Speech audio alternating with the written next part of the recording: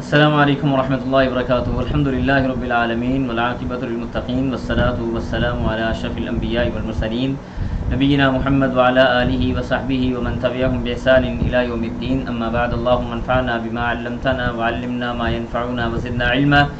سبحانك لا علم لنا الا ما علمتنا انك انت العلیم الحکیم. رب اشرح لي صدری ويسر لي امری واحلل عقدۃ من لسانی یفقهوا قولی. اللهم ربنا زدنا علما اللهم ربنا زدنا علما اللهم ربنا زدنا علما آمین. اہلا وسہلا مرحبا، خوش آمدید. آج ہم انشاءاللہ باذن اللہ اپنے اس ہفتے کی دوسری کلاس کی طرف بڑھ رہے ہیں، جس کے اندر انشاءاللہ آج ہم نے سورۃ توبہ کو مکمل کرنا ہے اور سورۃ یونس کا باذن اللہ تعالی ہم آغاز کرنے جائیں گے. کل کچھ انٹرنیٹ کنیکٹیویٹی کی وجہ سے ہمارا سبق تھوڑا سا کل والا رہ گیا تھا. انشاءاللہ باذن اللہ اسی کو ہم آج شروع کرنے جا رہے ہیں. یہ ہمارے پاس صفحہ تھا اور اس کی پہلی جو آیت تھی اس صفحے کی وہ ہم نے مکمل کر لی تھی، جس کے اندر اللہ سبحانہ و تعالیٰ نے مومنین کے حوالے سے بشارتیں اور مومنین کی صفات اور ان کو خوشخبری کے حوالے سے باتیں فرمائی تھی. اور اللہ نے فرمایا تھا کہ مومنین ایسے ہوتے ہیں کہ وہ توبہ کرنے والے ہوتے ہیں، عبادت کرنے والے ہوتے ہیں، حمد و ثنا بیان کرنے والے ہوتے ہیں، روزہ رکھنے والے ہوتے ہیں اور دیگر اس طرح کی اللہ سبحانہ و تعالیٰ نے مومنوں کی خوبیاں بیان کی تھیں. بات ہماری چل رہی تھی اس آیت کے حوالے سے اور اس میں ہم نے بڑی ڈیٹیل سے دیکھا، یہ سمجھنے کی کوشش کی تھی کہ اللہ سبحانہ و تعالیٰ کے یہ حقوق میں سے ہے، اللہ سبحانہ و تعالیٰ کے یہ رائٹ میں سے ہے کہ اللہ تعالیٰ جس کو چاہے جنت میں بھیجے، جس کو چاہے جہنم میں بھیجے. لہذا اس کے اوپر ہمیں کوئی آرگومنٹ کرنے کی ضرورت نہیں ہے. اور یہاں پہ بھی اللہ سبحانہ و تعالیٰ نے مسلمانوں کو ایک خاص حکم عطا فرمایا اور وہ یہ تھا کہ اللہ فرماتے ہیں اعوذ باللہ من الشیطان الرجیم. اس کے بارے میں ہم نے کل بات کی تھی لیکن اختصار کے ساتھ اس کا ترجمہ پڑھ لیتے ہیں. اللہ سبحانہ و تعالیٰ فرمایا کہ ما کانا نہیں ہے للنبی نبی علیہ الصلوۃ والسلام کے لیے، والذین اور نہ ہی ان لوگوں کے لیے آمنو جو ایمان والے ہیں. کیا چیز ان کی شیان شان یا کیا چیز ان کے لائق نہیں ہے؟ ان یستغفروا کہ وہ استغفار کریں. کس کے لیے؟ للمشرکین مشرکوں کے لیے. ولو کانوا اگرچہ وہ ہوں اولی قربا قریبی رشتہ دار. کس کے بعد؟ من بعد اس کے ما تبینہ جو واضح ہو گیا لہم ان کے لیے انہم کہ وہ ہیں اصحاب الجحیم جہنمی لوگ. اللہ فرماتے ہیں کہ مومنوں کے لیے، یہ نبی علیہ الصلوۃ والسلام کے لیے یہ لائق نہیں ہے کہ ان مشرکین کے بارے میں ریسٹ ان پیس کی دعا کریں جن کے بارے میں یہ بات واضح ہو چکی ہے کہ وہ لوگ جنت میں نہیں جانے والے، جہنم میں جانے والے ہیں. خالص اور پکے مشرکین ہیں جیسے ہندو ہو گئے، سکھ ہو گئے یا دیگر اس طرح کے لوگ ہو گئے. ہم نے ان کی نہ تو نماز جنازہ پڑھنی ہے، نہ ہم ان کے نماز جنازہ مطلب جو ان کی رسم و رواج میں ہوگا، نہ ان کے لیے اظہار غم کا اظہار ہم نے کوئی کرنا ہے اور نہ ہی ان کو ہم اس طرح سے کوئی دعا یا کوئی استغفار ان کے لیے کر سکتے ہیں. اس کے بعد آگے اللہ سبحانہ و تعالیٰ نے ابراہیم علیہ الصلوۃ والسلام کے بارے میں بھی بات فرمایا وما کانا اور نہیں تھا استغفار بخشش طلب کرنا یا استغفار کرنا ابراہیم علیہ الصلوۃ والسلام کا. ابراہیم علیہ الصلوۃ والسلام کا استغفار کرنا کس کے لیے؟ لی ابی ہی اپنے باپ کے لیے. وہ صرف اور صرف اس وجہ سے تھا الا مگر کیا عن موعدۃ انہوں نے وعدہ کیا تھا، وعدہ جو اس کے ساتھ انہوں نے وعدہ کیا ایاہو خالصۃ اس کے ساتھ، یعنی انہوں نے اپنے باپ کے ساتھ وعدہ کیا تھا. جیسے حدیث کے اندر آتا ہے کہ ابراہیم علیہ الصلوۃ والسلام کے بارے میں جب وہ اپنے باپ سے جدا ہو رہے تھے تو اس کو کہہ رہے تھے کہ میں تمہارے لیے بخشش کی دعا اور ہدایت کی دعا تب تک کرتا رہوں گا جب تک مجھے منع نہ کر دیا جائے یا روک نہ دیا جائے یا میرے لیے حقیقت کو واضح نہ کر دیا جائے. اس طرح کی یعنی ملی جلی الفاظ کے ساتھ یہ حدیث وارد ہوئی ہے.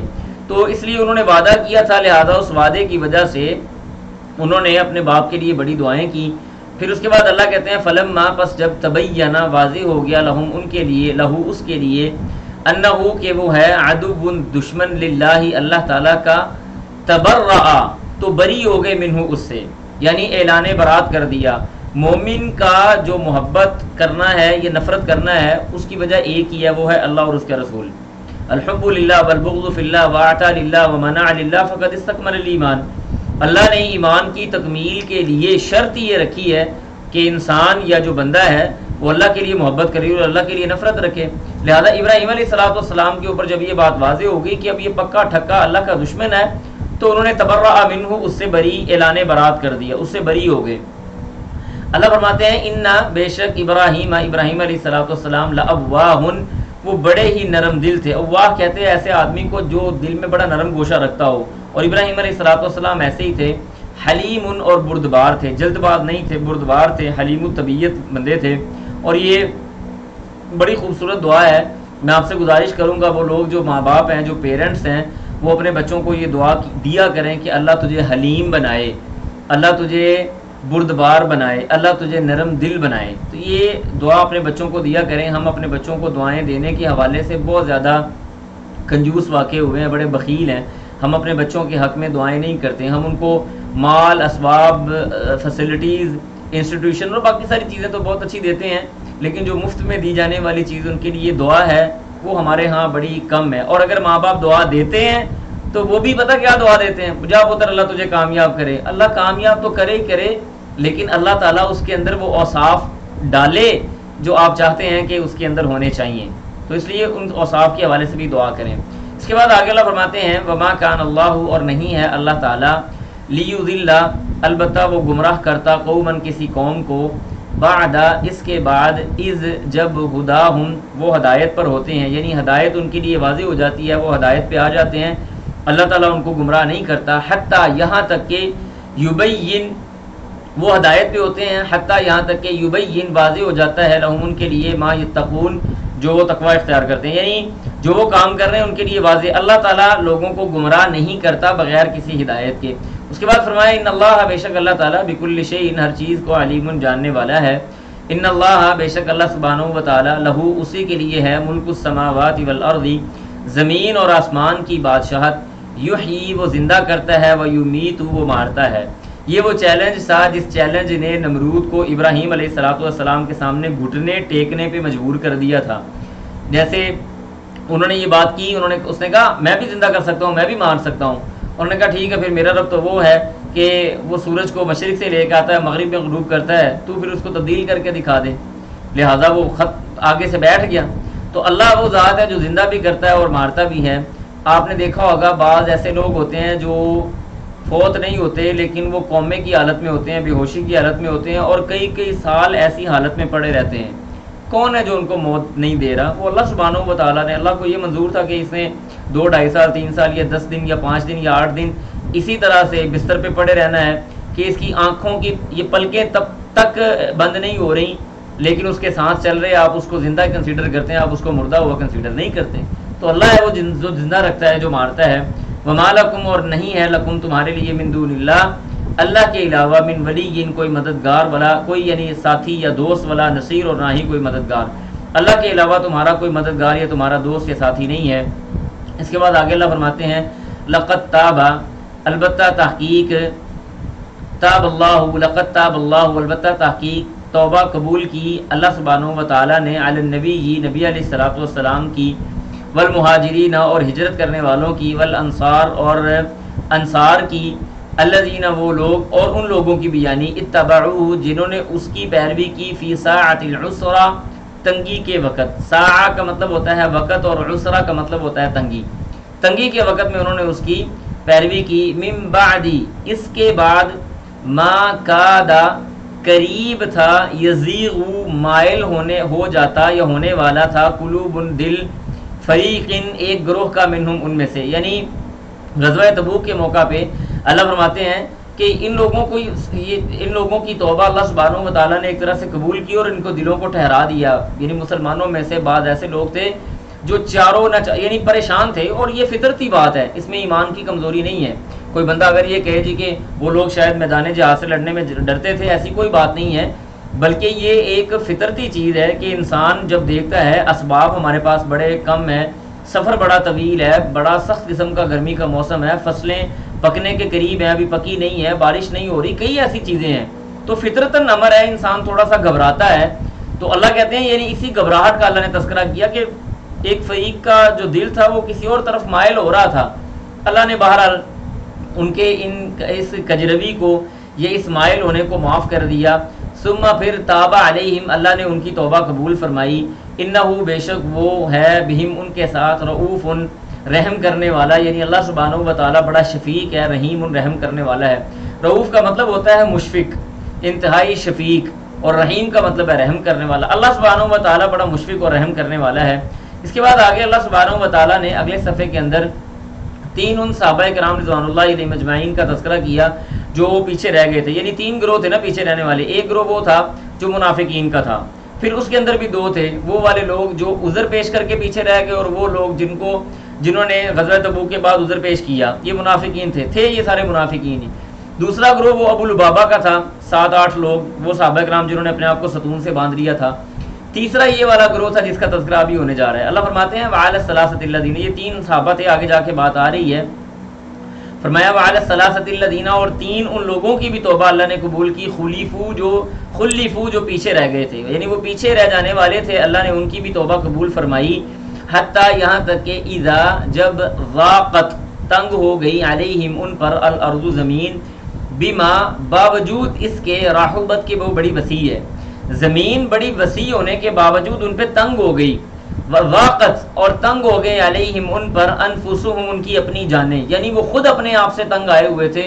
وظنوا اور انہوں نے گمان کیا اللہ ملجا کہ کوئی پناہ کی جگہ نہیں ہے من اللہ اللہ سے, الا مگر الیہ اسی کی طرف, اللہ ہی کی طرف رجوع کرنا یہ ہمارے لیے باعث یعنی بچنا ہے, اس کے علاوہ اور کوئی نہیں ہے. ثم پھر کیا ہوا تاب علیہم, اللہ نے ان کی توبہ قبول کی, لیتوبوا یعنی تاب علیہم انہوں نے اس کی طرف رجوع کیا, لیتوبوا تاکہ وہ ان کی توبہ کو قبول کرے, اور اللہ نے ان کی توبہ قبول کی. یہ 3 صحابہ کرام رضوان اللہ علیہ مجمعین تھے, کعب بن مالک, مرارہ بن ربیع اور حلال بن امیہ. آگے جا کے ان کے نام بھی ہمارے پاس لکھے ہوئے سامنے نظر آ جائیں گے. تو اللہ کہتے ہیں ان اللہ بے شک اللہ تعالیٰ هو التواب, وہ توبہ قبول کرنے والا ہے, رحیم رحم کرنے والا ہے. یا ایھا الذین لوگو آمنو جو ایمان لائے ہو, اتقوا اللہ اللہ سے ڈر جاؤ, وکونوا اور ہو جاؤ مع الصادقین سچ بولنے والوں میں سے. یہ 3 لوگ تھے, 3 صحابہ کرام تھے. نمبر 1 مرارہ بن ربیع, نمبر 2 کعب بن مالک, اور نمبر 3 حلال بن امیہ. 50 دن تک ان کی توبہ قبول نہیں ہوئی تھی. اور کعب بن مالک رضی اللہ تعالیٰ عنہ کہتے ہیں کہ میرے پاس شام کے بادشاہ کا خط بھی آیا. اس نے کہا کہ ہم نے سنا ہے کہ تمہارے نبی نے تمہارے ساتھ یہ والا معاملہ کیا جا رہا ہے کہ تمہارے ساتھ کوئی بندہ بات نہیں کر رہا, تمہارے ساتھ کلام نہیں کیا جا رہا, تمہارے ساتھ کوئی معاملات نہیں کیے جا رہے, تو تم تو بڑے کوئی اچھے آدمی ہو, لہٰذا تم ہمارے پاس آ جاؤ. کعب بن مالک کہتے ہیں کہ میں نے وہ خط اٹھایا, اور میں نے وہ خط اٹھا کے آگ میں پھینک دیا, اور سوچ لیا کہ یقیناً یہ میری طرف آزمائش ہے اللہ سبحانہ و تعالیٰ کی طرف سے. خیر بہرحال 50 دن تک رسول اللہ سبحانہ و تعالیٰ نے ان کی توبہ قبول نہیں کی. 40 دن کے بعد ان کو یہ حکم ہو گیا کہ اپنی اپنی بیویوں سے الگ ہو جاؤ. اب ایک جو صحابی تھے ان کی بیوی اللہ کے رسول کے پاس آئی, آگے کہنے لگی اللہ کے رسول بڑا یہ تو کمزور آدمی ہے, بزرگ بھی ہے, میرے بغیر تو نہیں رہ سکے گا. خیر اللہ کے رسول نے اجازت دی کہ بیویاں اپنے پاس رکھ لو, لیکن ان کے پاس یعنی ان کے ساتھ ازدواجی تعلقات نہیں کرنے اور ان کے ساتھ تعامل وغیرہ نہیں کرنا. خیر کعب بن مالک رضی اللہ تعالیٰ نے اپنی بیوی کو ان کے میکے بھیج دیا. ام سلمہ رضی اللہ تعالیٰ عنہا وہ بڑا نرم گوشہ رکھتی تھی کعب بن مالک کے حوالے سے, اور اس رات میں اللہ سبحانہ و تعالیٰ نے کعب بن مالک اور ان کے ساتھیوں کی توبہ قبول فرمائی. تو ام سلمہ کہتی ہیں کہ اللہ کے رسول میں کعب کی طرف پیغام بھجوا دوں؟ فرمایا کہ نہیں, لوگ ابھی تمہارے گھر کی طرف بھی جمع ہو جائیں گے اور کعب کی طرف بھی جمع ہو جائیں گے. صبح فجر کے بعد نبی علیہ الصلوۃ والسلام نے کعب بن مالک رضی اللہ تعالیٰ عنہ کی توبہ کا اعلان کیا, اور صحابی جو ان کو سب سے پہلے خوشخبری دینے گئے, کعب بن مالک کہتے ہیں کہ میں اپنے گھر کی چھت پہ تھا, میں نے وہیں سے چھلانگ لگائی اور اپنے اوپر والی ایک چادر اتار کے اس کو بطور تحفہ دے دی, اور میں خود اللہ کے رسول کے پاس آ گیا. یعنی یہ بڑا سخت ترین ٹائم تھا ان 3 صحابہ کرام رضوان اللہ علیہ مجمعین پر. کہ اور دیکھیں میں نے آپ کو کل بھی بتایا تھا کہ آزمائش بعض اوقات اپنے بندوں پہ ہوتی ہے, دوسرے بندوں کو نہیں آزمایا جاتا. اللہ نے یہاں پہ ان کو آزمایا اور اللہ سبحانہ و تعالیٰ نے ان کی توبہ بھی قبول فرمائی. اس کے بعد آگے اللہ فرماتے ہیں ما کانا اور نہیں ہے لأہل المدینۃ اہل المدینہ کے لیے, کہ ومن حولہم اور جو ان کے ارد گرد ہیں, من الاعراب دیہاتیوں میں سے, ان یتخلفوا کہ وہ مخالفت کریں عن رسول اللہ رسول اللہ صلی اللہ علیہ وسلم کی. اہل دیہات ہو گئے یا اہل مدینہ ہو گئے, ان کی یہ شان نہیں ہے کہ رسول اللہ صلی اللہ علیہ وسلم کی مخالفت کریں.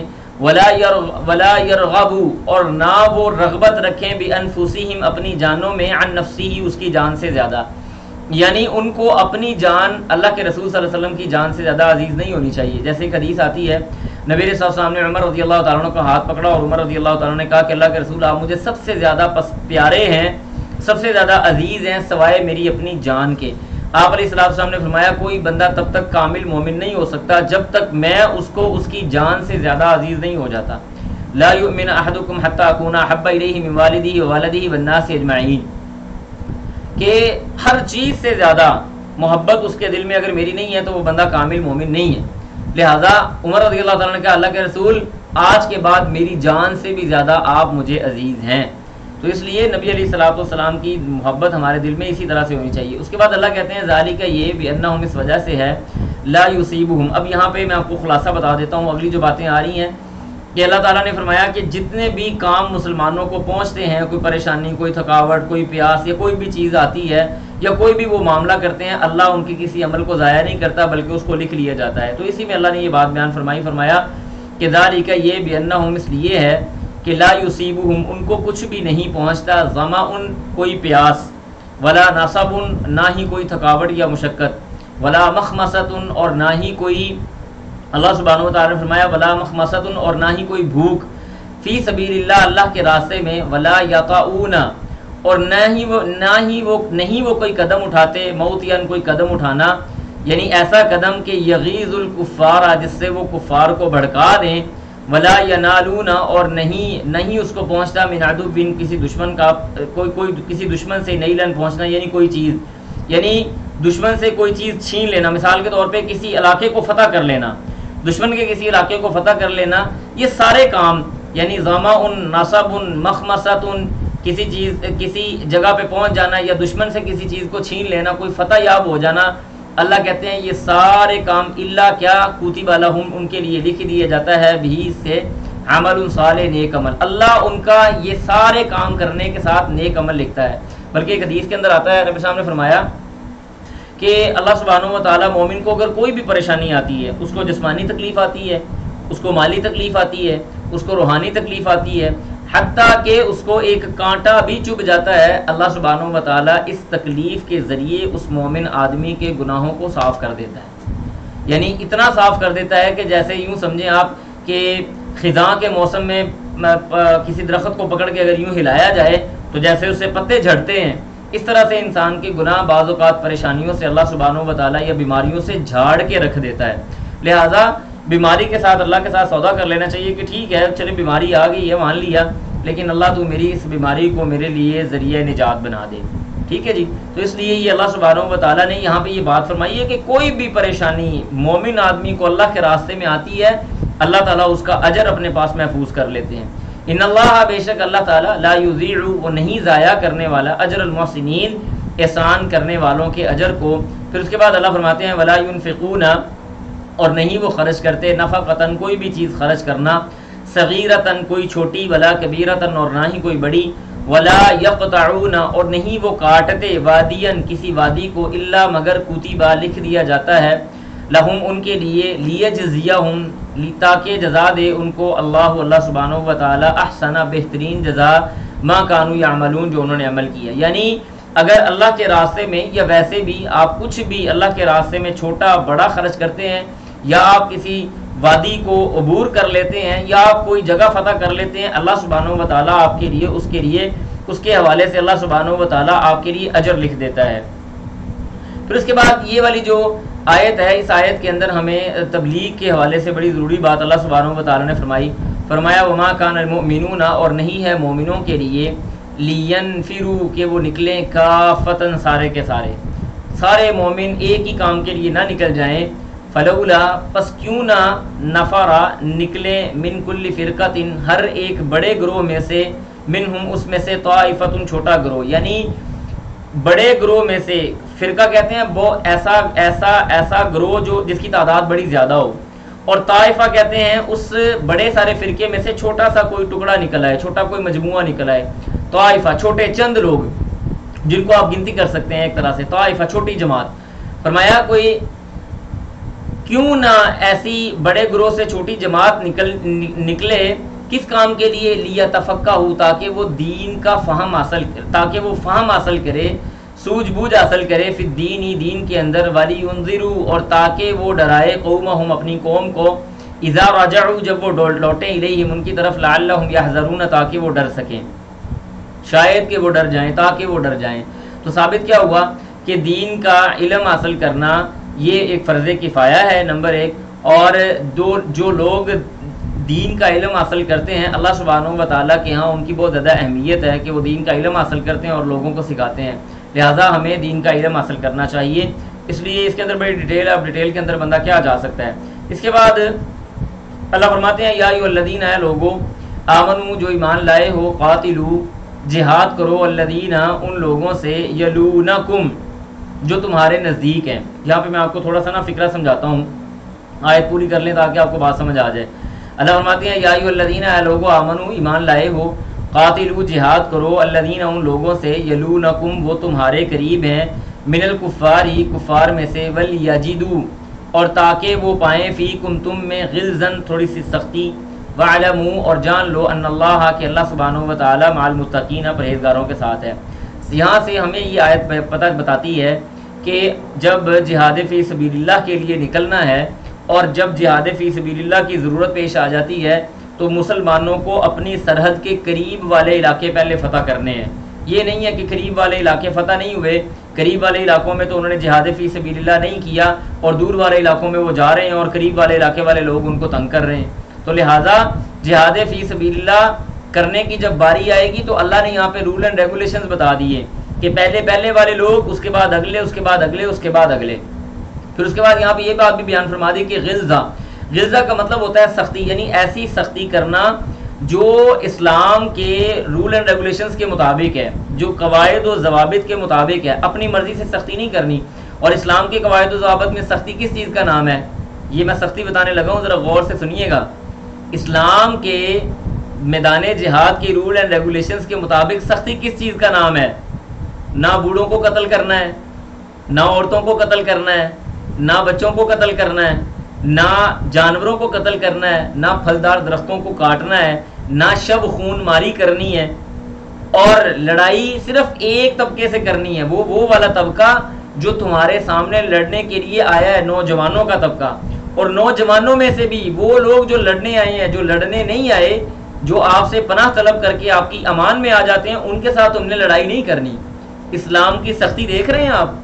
غلظہ کا مطلب یہ ہے کہ سختی اس ایک طبقے کے ساتھ کرنی ہے جہاں پہ کرنے کا حق ہے، باقی لوگوں کو تنگ نہیں کرنا۔ غلظہ کا مطلب ہرگز یہ نہیں ہے کہ شب خون ماری کر دو، لوگ سو رہے ہیں اور آپ آ کے ان کے اوپر چڑھ دوڑیں، ایسا کوئی رول اینڈ ریگولیشن اسلامی جہاد کے اندر موجود نہیں ہے۔ آپ بچوں کو قتل کرنا شروع کر دیں، آپ عورتوں کی عزتوں کو پامال کرنا شروع کر دیں یا ان کو قتل کرنا شروع کر دیں، آپ جانوروں کو مارنا شروع کر دیں، یہ اسلام کا غلظہ نہیں ہے۔ غلظہ اتنا سا ہی ہے کہ یہ لوگ جو تمہارے سامنے لڑنے کے لیے آئے ان کے ساتھ سختی سے پیش آؤ۔ وعلموا، مجھے بتا دیں، آپ نے یہ رول اینڈ ریگولیشن سنے ہیں، دنیا کے اندر کسی مذہب کے اندر جہاد کے میدان میں یا لڑائی کے میدان میں یہ قواعد و ضوابط آپ کو کہیں ملے ہیں؟ اتنا امن پسند دین ہے یہ اس دین اسلام، جس کے بارے میں لوگ پتہ نہیں کیا کیا باتیں کرتے ہیں، جی پتہ نہیں یہ دہشت گرد نعوذ باللہ دین ہے۔ یہ دہشت گرد دین ہوتا تو اس کی دہشت دنیا میں پھیلی ہوتی۔ اسلام کا تو امن دنیا میں پھیلا ہے۔ ایون کہ ابو سفیان جب کیسر روم کے دربار میں تھا تو اس نے کیا باتیں کی تھی؟ کوئی لڑائی کی باتیں کی تھی؟ نہیں، اللہ کے رسول صلی اللہ علیہ وسلم کے بارے میں باتیں ہوئیں، وہ باتیں ہوئیں جو ایک عام انسان کے اندر صفات ہونی چاہیے، وہ والی باتیں انہوں نے کی تھی۔ اسلام تو یہ چیزیں کرتا ہے۔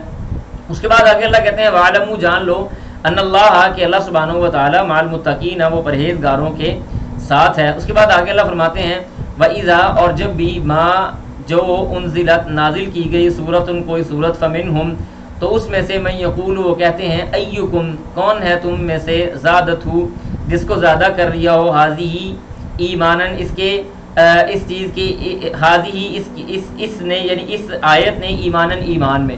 قرآن مجید کی جب کوئی سورت نازل ہوتی ہے تو اللہ سبحانہ و تعالیٰ کہتے ہیں کہ جو منافقین ہیں نا ان میں سے بعض ایسے لوگ ہیں وہ کہتے ہیں کہ تم میں سے کون سا ایسا آدمی ہے جس کے ایمان کو اس صورت نے زیادہ کر دیا ہو، کوئی ہے تمہارا بندہ؟ یہ منافقین مسلمانوں کو کہتے تھے۔ اللہ جب کوئی صورت نازل کرتا تھا تو کہتے تھے تمہارا کوئی ایمان زیادہ ہوا ہے۔ اور ایمان کے بارے میں یاد رکھیں، ایمان کسی سٹیگننٹ چیز کا نام نہیں ہے، ایمان ایک کم ہونے والی زیادہ ہونے والی کیفیت کا نام ہے۔ اللہ فرماتے ہیں انما المؤمنون الذین اذا ذکر اللہ وجلت قلوبهم واذا تلیت علیہم آیاتہ زادتہم ایمانا۔ مومنوں کے سامنے جب اللہ کی آیتیں پڑھی جاتی ہیں تو ان کا ایمان بلند و بالا ہو جاتا ہے، ان کا ایمان بڑھنا شروع ہو جاتا ہے، ان کا ایمان میں اضافہ ہو جاتا ہے۔ تو یہ منافقین یہ بات کیا کہا کرتے تھے جب کوئی صورت نازل ہوتی، کہتے اس صورت نے تمہارے میں سے کسی کے ایمان کو زیادہ کیا ہے؟ اللہ کہتے ہیں فَأَمَّا الَّذِينَ، پس وہ لوگ آمنو جو ایمان والے ہیں، فَزَادَتْهُمْ، تو وہ صورت زیادہ کرتی ہے ان کو ایماناً، ایمان میں، ان کے ایمان کو بڑھا دیتی ہے، وَهُمْ، اور وہ يَسْتَبْشِرُونَ، اس سے خوشیاں مناتے ہیں، وہ خوش ہو جاتے ہیں کہ اللہ سبحانہ و تعالیٰ نے ہمارے ایمان کو بڑھایا اور ہمارے لیے خوشخبریاں دی۔ وَأَمَّا الَّذِينَ، اور وہ لوگ فِي قُلُوبِهِمْ، جن کے دلوں میں مرض، کوئی تکلیف ہے یعنی مرض ہے، فَزَادَتْهُمْ، وہ صورت زیادہ کرتی ہے ان کو، رجسن، گندگی میں، غلاظت میں، اِلیٰ رجسہم، مزید گندگی کی طرف، وہ ان کو مزید پریشان کر دیتی ہے۔ یہاں پہ غلاظت سے مراد کوئی باہر والی غلاظت نہیں ہے، یہاں پہ گندگی سے مراد یا نجاست سے مراد وہ والی نجاست ہے جو ان کے اندر، ان کا خبث باطن، ان کے اندر کی جو خباثت اور سازشیں تھیں، اللہ کہتے ہیں ان کو مزید تنگ کر دیتی ہے وہ صورت آ کے، کہ چاہ تو یہ رہے تھے کہ ان کے لیے کوئی پریشانی آئے مسلمانوں کے لیے، اللہ نے صورت نازل کی، فتح مکہ کا اعلان کروا دیا، اب یہ بیچارے اندروں اندر مر رہے ہیں، سڑ رہے ہیں، تکلیف میں پڑے ہوئے ہیں کہ ہم تو ان کے لیے یہ چاہ رہے تھے اور ان کے لیے تو اللہ تعالیٰ نے معاملہ کچھ اور کر دیا۔ آگے اللہ بھی پتہ کیا کہتے ہیں، اللہ فرماتے ہیں وَمَاتُوا، اور وہ مرے، وَهُمْ، اس حال میں کہ کافرون، وہ کافر تھے، کفر کی حالت میں انہوں نے اپنی جان فرشتوں کے حوالے کر دی۔ اس کے بعد اللہ فرماتے ہیں اولا یرون، کیا وہ نہیں دیکھتے، یعنی منافقین کے حوالے سے بات ہو رہی ہے، ایون میں سمجھتا ہوں اس میں ہم لوگ بھی شامل ہیں۔ اللہ کہتے ہیں اولا یرون، کیا وہ نہیں دیکھتے، انہم، کہ وہ یفتنون، آزمائے جاتے ہیں، فی کل عام، ہر سال، مرتن، ایک مرتبہ، او مرتین، یا دو مرتبہ، منافقین کے اوپر سال میں ایک یا دو مرتبہ کوئی نہ کوئی آزمائش آتی، کبھی جہاد فی سبیل اللہ کی صورت میں، کبھی مسلمانوں کی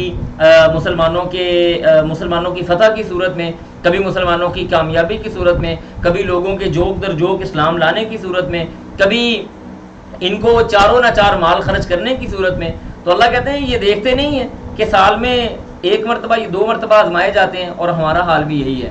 ہم لوگ جو یہاں پہ موجود ہیں مسلمان، ہمارے ہاں بھی سال میں 2-3 مرتبہ آزمائش آتی ہے، کبھی اللہ کے رسول کی شان میں گستاخی کر کے، کبھی قرآن مجید کی شان میں گستاخی کر کے، کبھی آسمان سے آفتیں نازل ہو کے، کبھی زمین سے زلزلے آ کے۔ ہم پر کون سی آزمائش ہے جو نہیں آتی؟ میں تو سمجھتا ہوں بلکہ شاید سال کے اندر 3 سے 4 مرتبہ ہم آزمائے جاتے ہیں، اس کے باوجود اللہ پتہ کیا کہتے ہیں، ثم، پھر لا یتوبون، وہ رجوع نہیں کرتے، ولا ہم یذکرون، اور نہ ہی وہ نصیحت حاصل کرتے ہیں۔ کیسے یہ عجیب لوگ ہیں کہ دیکھ بھی رہے ہیں کہ سال میں ایک مرتبہ یا دو مرتبہ ہمیں بڑی پریشانی اور بڑی تکلیف کا سامنا، بڑی ہزیمت کا سامنا کرنا پڑتا ہے، اس کے باوجود اللہ کی طرف رجوع نہیں کرتے، اور ہمارا مومنوں کا بھی یہی حال ہے۔ ہمیں نظر آ رہا ہے کہ ہمارے اوپر مسائل ہیں، پریشانیاں ہیں، جسمانی طور پہ بھی، روحانی طور پہ بھی، نیکی کرنے کو دل نہیں کر رہا، اچھے کام کرنے کو دل نہیں کر رہا، نیکی سے دور ہو گئے ہیں، بے رغبتی ہو گئی ہے، اللہ نے توفیق چھین لی ہے، اس کے باوجود اللہ کی طرف رجوع نہیں کرتے اور نصیحت حاصل نہیں کرتے۔ اللہ اکبر کبیرہ۔ پھر آگے اللہ کہتے ہیں وَإِذَا، اور جب بھی، ما انزلت، کوئی صورت، ما انزلت، کوئی نازل کی جاتی ہے، صورت نظر بعضهم الی بعض، ایک دوسرے کی طرف دیکھتے ہیں، یعنی اللہ کے رسول صلی اللہ علیہ وسلم پہ جب کوئی صورت نازل ہوتی ہے، یعنی کوئی آیات نازل ہوتی، آپ علیہ الصلوۃ والسلام صحابہ میں اعلان کروا دیتے کہ اللہ کے رسول صلی اللہ علیہ وسلم تمہیں اللہ کا پیغام پہنچانا چاہتے ہیں، مسجد میں جمع ہو جاؤ۔ تو سارے مسلمان مسجد میں جمع ہوتے، اللہ کے رسول وہ آیتیں پڑھ کے مسلمانوں کو سناتے اور اللہ کا احکامات ان کو بتاتے۔ منافقین لوگوں کو دکھانے کی غرض سے چاروں نہ چار مسجد میں آ جاتے، اگر مسجد میں نہ آئیں گے تو واضح پتہ چل جائے گا کہ یہ منافق ہے، لہٰذا بیچارے مرتے کیا نہ کرتے، مسجد میں آتے ہیں، اور جب صورت نازل ہوتی ہے، اللہ کے رسول صلی اللہ علیہ وسلم لوگوں کو جمع کرتے ہیں، تو نظر بعضهم الی بعض، ایک دوسرے کی طرف دیکھتے ہیں، هل یراکم، کیا وہ تم کو دیکھ رہے ہیں، من احد، کسی ایک سے، یعنی ان میں سے کوئی تمہیں دیکھ تو نہیں رہا، ثم، پھر انصرفوا، وہ کھسک جاتے ہیں۔ اللہ کہتے ہیں کہ وہ نکل جاتے ہیں اس کے، وہ پھر جاتے ہیں اٹھ کے۔ اللہ کے رسول صلی اللہ علیہ وسلم وہی بیان کر رہے ہیں، اور وہ دیکھتے ہیں ایک دوسرے کی طرف، کہ آنکھ سے اشارے بھی کرتے ہیں، تمہیں لوگ دیکھ تو نہیں رہے، نہیں دیکھ رہے، چپ کر کے آرام سے اس مجلس سے اٹھ کے غائب ہو جاؤ۔ انصرفوا، نکل جاتے ہیں۔ ان کے اس ناپسندیدگی کے رد عمل کو اللہ سبحانہ و تعالیٰ بھی پسند نہیں کرتا، اور اس کا نتیجہ اللہ نے کیا دیا، فرمایا صرف اللہ، پھیر دیا اللہ تعالیٰ نے، قلوبہم، ان کے دلوں کو، بانہم، اس وجہ سے، قوم، ان کے وہ ایسی قوم ہے، لا یفقہون، جو سمجھ بوجھ اور سوجھ حاصل نہیں کرنے والے، جو سوجھ بوجھ نہیں رکھنے والے، یہ ایسے لوگ ہیں۔ لہٰذا یاد رکھیں، یہاں پہ میں ایک اور بات بھی آپ کو بتاؤں، وہ آدمی جو دین کے کام سے یا نیکی کے کام سے اپنا جی چراتا ہے نا، اللہ تعالیٰ اس بندے سے اس نیکی کی توفیق چھین لیتا ہے۔ یہ یہاں پہ اس آیت سے محل استشہاد یہی آیت ہے کہ وہ منافقین ایک دوسرے کو دیکھتے رہتے تھے، لوگوں کو دیکھتے تھے کہ ہمیں کوئی دیکھ تو نہیں رہا، اللہ کا پیغام سننے سے ان کا دل تنگ ہوتا تھا، اٹھ کے غائب ہو جاتے تھے. نتیجہ کیا نکلا؟ اللہ نے ان کے دل بند کر دیے، مکمل طور پہ ان کے لیے ہدایت کے راستے بند کر دی. آج کوئی آدمی اگر نیکی سے اپنا جی چراتا ہے کسی وجہ سے، اس کے پاس نیکی کا موقع ہے لیکن وہ اس کا دل گھٹتا ہے اس نیکی کرنے سے، تو اللہ سبحانہ و تعالیٰ اس سے پکی اس نیکی کی توفیق چھین لیتے ہیں. لہٰذا نیکی میں جیسے نیکی کا خیال ہے فوراً کر لینی چاہیے، اس کے اوپر رکنا نہیں چاہیے. اس کے بعد اللہ فرماتے ہیں، رسول اللہ صلی اللہ علیہ وسلم کی صفت اللہ نے یہاں پہ بیان فرمائی، فرمایا لقد جاءکم، البتہ تحقیق آئے تمہارے پاس، رسول من انفسکم، تمہیں میں سے ایک رسول تمہارے پاس آئے. اللہ اکبر کبیرہ، کیا کمال کی آیت ہے. فرمایا عزیز، وہ کیا ہے؟ گراں گزرتی ہے، علیہ، اس پر. عزیز یہاں پہ عزیز غالب میں نہیں ہے، عزیز کا مطلب ہے ان کے اوپر بوجھ ہو جاتا ہے. کس بات پر؟ ما عنتم، جب تمہیں کوئی تکلیف پہنچتی ہے. مومنو، اللہ نے تمہارے اندر سے ایک ایسا رسول تمہارے پاس بھیجا ہے جس کے اوپر تمہاری تکلیف پریشانی کا باعث بن جاتی ہے. تکلیف تمہیں آتی ہے لیکن گراں اللہ کے رسول پہ گزرتی ہے. حریص علیکم، اللہ کہتے ہیں حریص، بڑے خواہش مند ہیں، علیکم، تم پر، بالمومنین، ایمان کے ساتھ، مومنین بالمومنین، ایمان والوں کے ساتھ، مومنین کے ساتھ بڑے ہی زیادہ رسول اللہ صلی اللہ علیہ وسلم حریص اور خواہش مند ہیں. رؤوف، بہت زیادہ شفقت کرنے والے ہیں. رحیم، بے تحاشا رحم کرنے والے ہیں. یہ نبی علیہ الصلوۃ والسلام کے اوصاف اللہ سبحانہ و تعالیٰ یہاں پہ بیان کر رہے ہیں. بلکہ ایک حدیث آتی ہے، آپ سن کے حیران ہو جائیں گے. اللہ اکبر کبیرہ. حضرت عائشہ رضی اللہ تعالیٰ عنہ بیان کرتی ہیں کہ اللہ کے رسول صلی اللہ علیہ وسلم رات کے وقت نماز ادا کرتے اور آپ کی پنڈلیاں اتنی پھول کے موٹی ہو جاتی، مجھے خوف ہوتا کہ ابھی یہ پھٹیں گی اور ان کے اندر سے خون نکلنا شروع ہو جائے گا. اور اللہ کے رسول اتنا زارو قطار روتے کہ آپ کی داڑھی مبارک ساری تر ہو جاتی اور جس جگہ پہ آپ نے سجدہ کیا ہوتا وہ جگہ بھی تر ہو جاتی آپ کے آنسوؤں کے ساتھ. تو نبی علیہ الصلوۃ والسلام سے حضرت عائشہ کہتی ہیں، میں نے ایک بار کہا اللہ کے رسول، اللہ نے آپ کے لیے نہیں کہا لیغفر لک اللہ ما تقدم من ذنبک وما تاخر، ہم نے آپ کی اگلی پچھلی ساری خطائیں معاف کر دی ہیں جو تقاضۂ بشریت ہو سکتی ہیں کسی سے، ہم نے آپ کے سارے معاملات معاف کر دیے، تو اتنا لمبا قیام کرنے کی کیا ضرورت ہے، اتنا رونے کی کیا ضرورت ہے. فرمایا عائشہ، اللہ نے میرے لیے اتنا معاملہ آسان کیا ہے. افلا اکون عبدا شکورا، کیا میں اللہ کا شکر گزار بندہ نہ بن جاؤں. اب یہ کون ہے؟ رحمت للعالمین، انبیاء کے سردار، معراج کی رات میں جانے والے وہ پاک ہستی، یہ رسول اللہ صلی اللہ علیہ وسلم ہے جن کے گھر میں مہینوں چولہا نہیں جلتا. اور وہ کیا آپ کیا سمجھتے ہیں کہ وہ رات ساری بیٹھ کر اپنے لیے شاید کوئی دعائیں کرتے تھے؟ اللہم امتی، اللہم امتی، اللہم امتی، یا اللہ میری امت، اللہ میری امت، اللہ میری امت. اور قیامت کے دن یعنی اللہ سبحانہ و تعالیٰ نے جو ایک دعا رسول اللہ صلی اللہ علیہ وسلم کی، رسول اللہ صلی اللہ علیہ وسلم نے اپنی ایک دعا اپنی امت کے لیے چھوڑ دی قیامت تک، شفاعت کی دعا کہ اللہ میری امت کو نکال دے. اللہ کہیں گے جا نکال لے، جتنی نکالنی ہے نکال لی، اللہ اور نکال لو. اللہ سبحانہ و تعالیٰ اپنے 3 لپ، یعنی جو بھی اللہ سبحانہ و تعالیٰ کی شان کے لائق اس کے ہاتھ ہیں، اللہ اپنے ہاتھوں سے جہنم سے لوگوں کو ایسے نکال کے جنت کے اندر پھینک دے گا، جنت کے اندر داخل کر دے گا. کس کی سفارش کی وجہ سے؟ محمد الرسول اللہ صلی اللہ علیہ وسلم کی سفارش کی وجہ سے، آپ علیہ الصلوۃ والسلام کی شفاعت کی وجہ سے. یعنی سخت دن کے اندر اللہ کے رسول صلی اللہ علیہ وسلم اتنے رحیم ہیں، اتنے کریم ہیں اور اتنے مہربان اور اتنی محبت کرنے والے ہیں کہ ایک یہودی بچہ، آپ نے وہ واقعہ سنا ہوا ہے، وہ یہودی بچہ جو قریب المرگ تھا، نبی علیہ الصلوۃ والسلام اس کے گھر گئے، اس کو دعوت دین دی، اس نے اپنے باپ کی طرف دیکھا، دین اسلام قبول کر لیا، اور اس نے کلمہ پڑھایا، ادھر اللہ سبحانہ و تعالیٰ نے اس کی روح کو قبض کر لیا، وہ فوت ہو گیا. رسول اللہ صلی اللہ علیہ وسلم کیا کوئی جشن منا رہے ہیں باہر نکل کے، یا کوئی اللہ کے رسول اس کی کوئی آپ علیہ السلام نے سالگرہ یا کوئی اور کام کیا؟ نہیں، بلکہ رسول اللہ صلی اللہ علیہ وسلم نے فرمایا اللہ کا شکر ہے ایک جان میں نے جہنم میں جانے سے بچا لی. اللہ سبحانہ و تعالیٰ نے ایک جان کو جہنم میں جانے سے بچا لیا. یہ ہے حریص علیکم بالمؤمنین رؤوف الرحیم. اللہ کے رسول صلی اللہ علیہ وسلم چاہتے ہیں کہ ہم جہنم میں نہ جائیں، ہم کہتے ہیں کہ نہیں ہم نے جانا ہے، ہمارے تو کام ہی یہ والے، ہم نے ادھر ہی جانا ہے. یہ ہمارے ہیں رسول اللہ صلی اللہ علیہ وسلم جن کے ذریعے ہم تک دین پہنچا ہے. اس کے بعد آگے اللہ فرماتے ہیں فَإِن تَوَلُّوا، آپ کی اتنی شفقت، مہربانی، پیار اور محبت کے باوجود فَإِن تَوَلُّوا، اگر وہ پھر گئے، فقل، تو آپ کو مزید پریشان ہونے کی ضرورت نہیں ہے محمد پیارے صلی اللہ علیہ وسلم، حسبی اللہ، کہیں میرے لیے اللہ کافی ہے، لا الہ نہیں ہے کوئی الہ الا ہوا مگر وہی ہے، علیہ اسی پر توکلت میں نے بھروسہ کیا، وہو اور وہ ہے رب العرش العظیم عرش عظیم کا رب۔ اللہ سبحانہ و تعالیٰ کی سب سے بڑی مخلوق جو اس کائنات کے اندر موجود ہے وہ اللہ کا عرش ہے، اور اللہ سبحانہ و تعالیٰ اس عرش پہ اپنی شان کے مطابق مستوی ہے، اس کے اوپر بلند و بالا ہے۔ تو یہ رسول اللہ صلی اللہ علیہ وسلم کے اوصاف اللہ سبحانہ و تعالیٰ نے سورۃ التوبہ کے آخر میں بیان فرمائے ہیں، اور یہ والی جو دعا آپ کے سامنے ہے حسبی اللہ لا الہ الا هو علیہ توکلت وهو رب العرش العظیم، یہ بڑی کمال کی دعا ہے۔ صبح بھی 7 مرتبہ پڑھنی چاہیے، شام میں بھی 7 مرتبہ پڑھنی چاہیے۔ اس کے علاوہ بھی اگر آپ کو کوئی پریشانی ہوتی ہے، کوئی تنگی آتی ہے، کوئی معاملہ آپ کا سالو نہیں ہو رہا، آپ کثرت سے یہ دعا پڑھیں، اللہ سبحانہ و تعالیٰ آپ کے لیے وہ آسانی پیدا فرما دیں گے۔ اس کے بعد آگے سورۃ یونس کو ہم شروع کرنے جا رہے ہیں۔ سورۃ یونس یہ بھی مکی سورت ہے، اور یہ اس کی 109 آیات پہ مشتمل ہے۔ سورۃ یونس کا نام یونس اس وجہ سے رکھا گیا کہ اس کے اندر یونس علیہ السلام کی قوم کا قصہ بڑے اختصار کے ساتھ موجود ہے۔ اس کے اندر اللہ سبحانہ و تعالیٰ نے اپنے وجود کے حوالے سے اس طرح سے ارکان ایمان، توحید، آخرت اور دیگر چیزوں کے حوالے سے بڑی خوش اسلوبی کے ساتھ اور واضح دلائل اور براہین کے ساتھ اللہ سبحانہ و تعالیٰ نے باتیں فرمائی ہیں، اور انشاءاللہ باذن اللہ اس میں قصہ موسیٰ اور فرعون کو بھی ذکر کیا گیا ہے، اس طرح سے دیگر انبیاء کرام علیہ السلام کے قصوں کو بھی ذکر کیا گیا ہے۔ انشاءاللہ باذن اللہ ان کو ہم اپنی جگہ پہ بڑی تفصیل کے ساتھ دیکھتے ہیں۔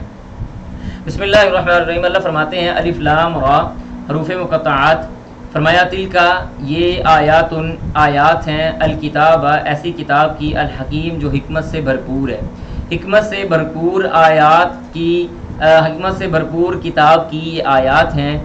اکانا کیا ہے، للناسی لوگوں کے لیے، عجباً تعجب کی بات، کیا لوگ اس بات پر تعجب کر رہے ہیں، ان کے اوحینا ہم نے وحی کی، الی رجل ایک آدمی کی طرف، منہم جو انہی میں سے ہے، یعنی لوگ کیا اس بات پر تعجب کر رہے ہیں کہ ہم نے انہی میں سے ایک آدمی کی طرف وحی کی ہے، اور وحی کا مقصد کیا ہے، ان انذر کہ وہ ڈرائے، الناس لوگوں کو، وبشر اور خوشخبری دے دیجئے، الذین ان لوگوں کو، آمنو جو ایمان لائے، انا کے لہم ان کے لیے ہے، قادما پیشگی موجود، صدقن اچھی چیز یعنی اچھائی اور سچائی۔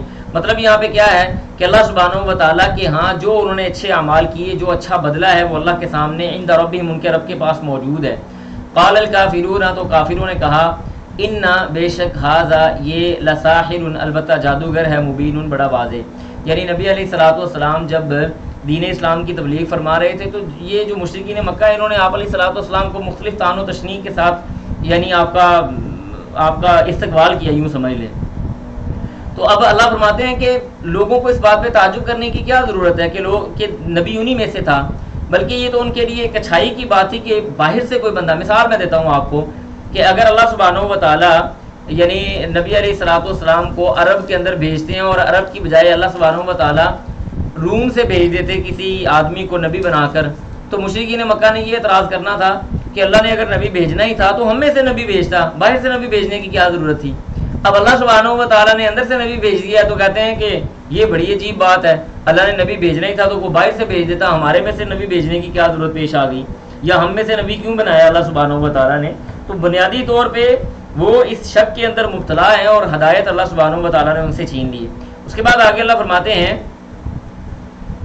ان ربکم بے شک تمہارا رب، اللہ تعالیٰ ہے، یہاں پہ توحید الوہیت اور ربوبیت دونوں آگے، ان ربکم بے شک تمہارا رب، اللہ تعالیٰ ہے۔ یہاں پہ ایک قاعدہ یاد کر لیں، جو ذات آپ کو پال رہی ہے، آپ کو پیدا کر رہی ہے، آپ کو پانی مہیا کر رہی ہے، آپ کو معدنیات دے رہی ہے، آپ کو کھانا دے رہی ہے، آپ کے لیے اللہ تعالیٰ پھل اور سبزیاں اور اناج آپ کے لیے اگا رہا ہے، وہی وہ ذات ہے جو حقیقی عبادت کے لائق ہے۔ اللہ وہ حقیقی ذات ہے جو ہمارا پروردگار ہے نا، وہ ہماری نشو و نما کرنے والا ہے، تو جو ہمیں پالنے والا ہے، ہمیں رزق فراہم کرنے والا ہے، ہمارے جسم کو صحیح سالم بنانے والا ہے، وہی اس بات کا مستحق ہے کہ اسی کی عبادت کی جائے۔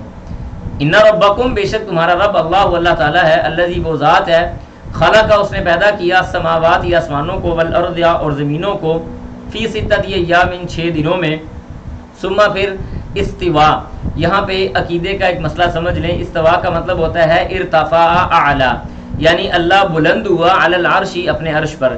یہ 7 آسمانوں کے اوپر پانی کا ایک بہت بڑا سمندر ہے، پھر اس سے 500 سال اوپر اللہ کی کرسی ہے، اور کرسی کے بارے میں آتا ہے موضع قدمی الرحمن، اللہ کے پاؤں رکھنے کی وہ جگہ ہے۔ پھر اس سے اوپر 500 سال بعد 500 سال کی مسافت پہ اللہ کا عرش ہے، اور اللہ کا عرش اللہ کی سب سے بڑی مخلوق ہے، اور اللہ سبحانہ و تعالیٰ پوری اپنی عزت، شان، جلال جس طرح سے اس کی شان کے لائق ہے ویسے اللہ تعالیٰ اپنے اس عرش کے اوپر بلند و بالا ہے، مستوی ہے۔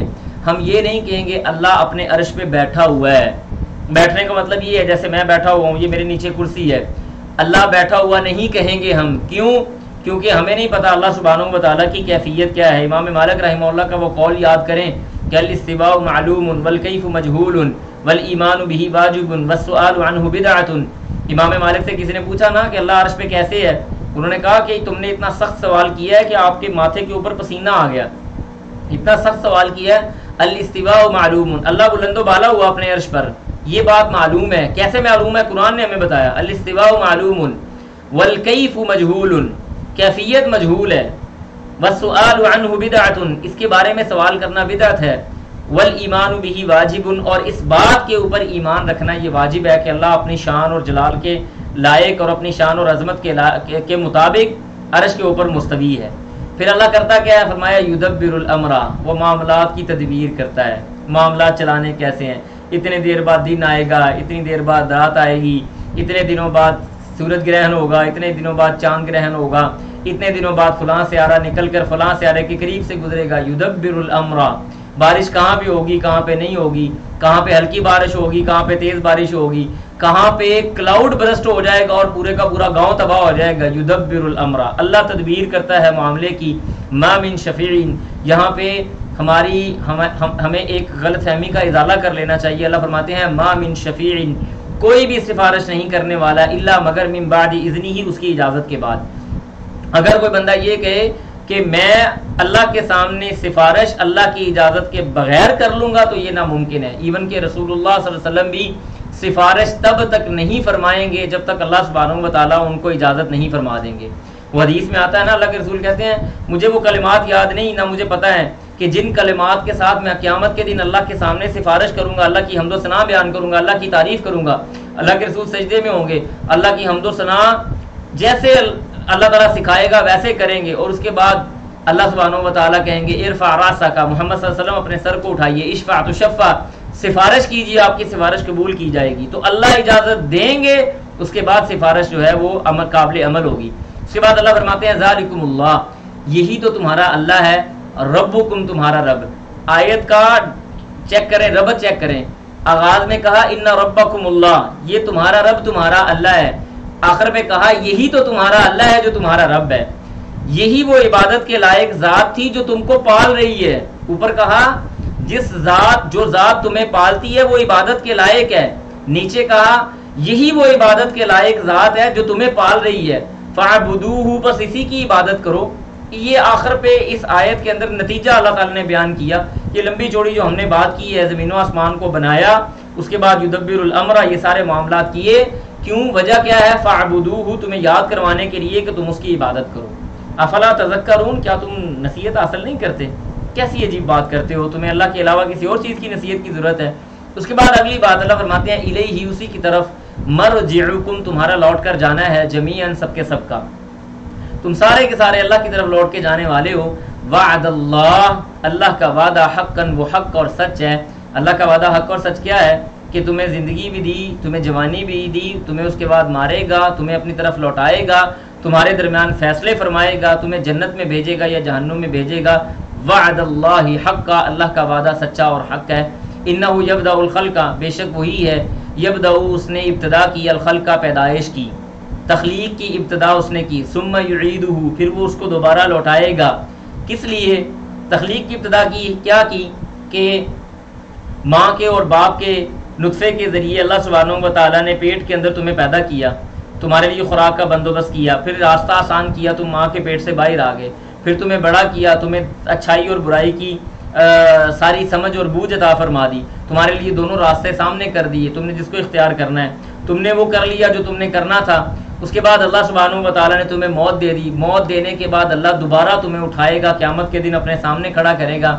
کس لیے؟ لیے جزیہ، تاکہ وہ جزا دے الذین، ان لوگوں کو، آمنو، جو ایمان لائے، وعملوا الصالحات، اور انہوں نے نیک اعمال کیے، بالقسط، انصاف کے ساتھ۔ اللہ انصاف کے ساتھ لوگوں کو ان کو جزا دے.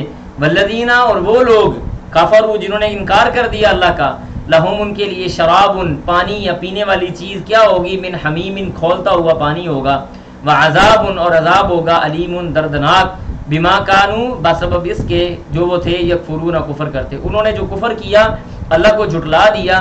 یعنی کیف تکفرون باللہ وکنتم امواتا فاحیاکم ثم یمیتکم ثم یحییکم ثم الیہ ترجعون, اللہ کا انکار کیسے کر سکتے ہو, کیسے تم عجیب آدمی ہو, تم تو کچھ تھے ہی نہیں, ہم نے عدم سے تم کو ایک وجود دیا, اس وجود کے بعد تمہیں باہر نکالا, تمہیں بہت بڑا آدمی بنا دیا, تمہارے اندر عقل اور فکر اور شعور ہم نے پیدا کر دیا, اس کے باوجود تمہیں مار دیا, مارنے کے بعد دوبارہ کھڑا کر دیا, تمہیں کچھ نہیں تھے کچھ بنا دیا, کچھ تھے اور اس سے ختم کر دیا, کیسے تم اللہ کا انکار کر سکتے ہو, کبھی اپنی تخلیق پہ غور تو کرو. بما کانوا یکفرون, تم نے کفر کیا تو ہم بھی تمہیں وہی کچھ دیں گے. یہاں پہ ایک بات یاد رکھیں, انہ یبدأ الخلق, مجھے ایک پوائنٹ یاد آ گیا.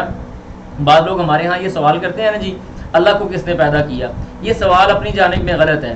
دیکھیں اللہ کو کس نے پیدا کیا, جب یہ بات ہوگی تو اس کا مطلب یہ ہوگا جو پیدا ہونے والی ذات ہے وہ پیدا کر ہی نہیں سکتی. مخلوق کبھی خالق نہیں ہوتی, خالق وہ ہوتا ہے جو مخلوق نہ ہو, جو پیدا شدہ نہ ہو بلکہ پیدا کرنے والی ذات ہو وہ خالق ہے. اسی طرح سے وقت ہے نا, اللہ فرماتے ہیں اللہ خالق کل شیء, اللہ ہر چیز کو پیدا کرنے والا ہے, اللہ ہر چیز کو پیدا کرنے والا ہے. کوئی آدمی کہے جی اللہ کب پیدا ہوا, تو یہ کب کا سوال بھی نہیں بن سکتا. کیوں نہیں بن سکتا کہ کب کا تعلق وقت کے ساتھ ہے, اور وقت کو پیدا کرنے والا اللہ سبحانہ و تعالی ہے. جو پیدا وقت کو کر رہا ہے وہ وقت کے اندر کیسے ہو سکتا ہے. میں اس کی ایک مثال دیتا ہوں آپ کو بات سمجھانے کے لیے. آپ ڈیجیٹل بندے ہیں نا سارے, ڈیجیٹل مثالیں دینی پڑتی ہیں. مثال کے طور پہ ایک آدمی نے ایک ایپلیکیشن بنائی, ایک آدمی نے ایک ایپلیکیشن بنائی.